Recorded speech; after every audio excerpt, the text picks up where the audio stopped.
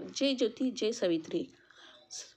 Savitri news channel Pune महाराष्ट्रामध्ये आपले सर्वांचे सहर्ष स्वागत आहे. मी आपली सारिका अशोक वासनकर, सावित्री शक्तीपीठ धोतरखेडा. आज मी एक कविता सादर करत आहे. स्वरचित कविता आहे. कवितेचे शीर्षक आहे आई.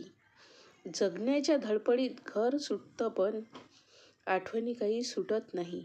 आपल्याला आयुष्यातील आई नावाचं पण काहीही झालं तरी ते मिटत नाही. तळ हाताचा पाळणा करून ती मायमाऊली मायाने आपल्याला जपते. कसे तिने बालपणीपासून तरुणपणापर्यंत काटेकोरपणे शिक्षणाचे धडे गिरविले. काही झालं तरी आई नावाचं पान काही सुटत नाही. सासरी जाताना तिच्या एवढं मन कुणाचंही दुखत नाही. कशी सावरेल माझी मुलगी म्हणून तिची काळजी मिटत नाही. गुलाबाच्या कळीला ती फूल करून आकार देते. सुगंध आणि रूपसुद्धा तीच बनवते.